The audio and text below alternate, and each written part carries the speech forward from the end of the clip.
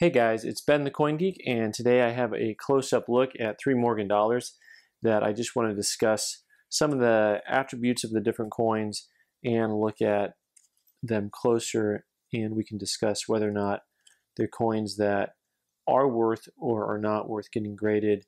And one of the things that's hard is when you have a coin with a lot of toning to it. This is an 1890 Philadelphia, and the front has some real gentle toning to it, but it's kind of dark. And these coins were all out of some old Whitman albums, and you can see it's got a lot of that. Look at that, nice eyeshadow, very good. This coin actually, I think overall has a real nice look to it, some chatter on the cheek.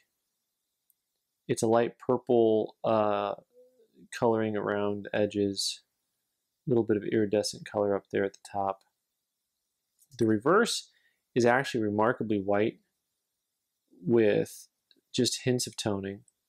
The reverse has a really cool look to it, just because anytime you get the kind of the dark to offset the light, it almost gives it this like cameo appearance.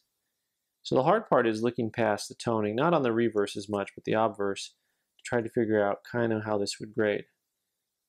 Because it's a coin that uncirculated is not really rare, but you know, mint state, higher mint state to gem state coins do trade at pretty high prices.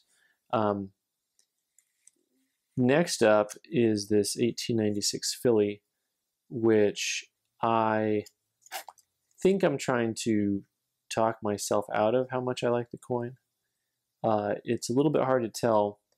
It has really strong proof-like fields to it, and it has a lot of the mottled toning to it.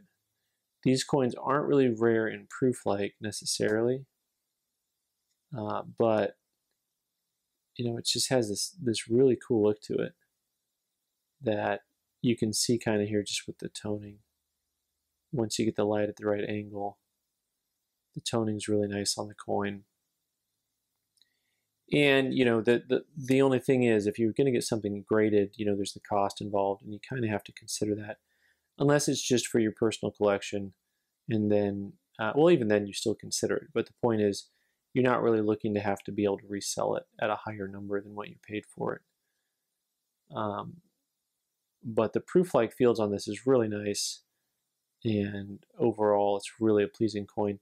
It's just probably not that high of a grade. I mean, I think to me it's, you know, maybe a 63. It just has a lot of chatter to it. But the one that's like, I'm probably going to send this in regardless of what anyone else thinks of it. This coin here, this 81S, you know, because how many 81S's do you see like this? Well, probably a lot of them, right? And that's the problem with the 81S. It's such a common coin in high grade. They actually discount it. That you have to get a coin to look like a 66 to get a 65. And but this coin, the color is just great. Bright, iridescent, strong, visually very appealing in person, and sometimes it translates pretty well to the video, sometimes it doesn't. I will say that a lot of this stuff up close here gives you a good idea of just how nice the quality of the coin is overall, with the luster and the color and the surface quality. I would tell you that I'm going to send it in and try to get a star on it, but I can't get stars upon thars. There are those with stars upon thars and those without, and mine are always without.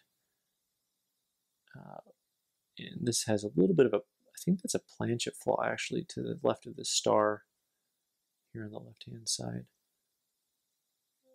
But anyway, I'm probably going to send this one in just because, you know, it's got the look, as they say.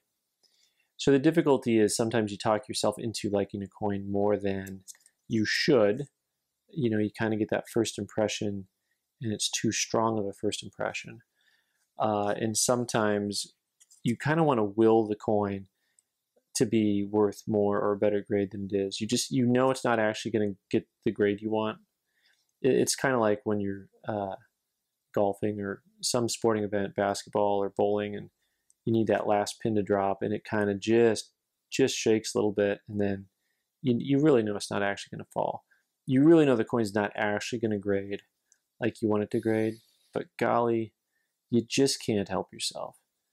So it's helpful to have someone, by the way, to look at coins with, because they can kind of look at you sometimes and tell you, you know, you're crazy for liking that coin.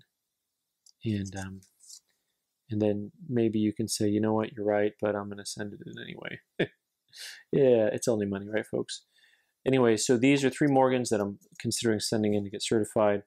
Leave me your thoughts and comments in the comments section. I'm Ben the Coin Geek. You can subscribe by clicking on the button in the corner and watch more videos on the right side of the screen.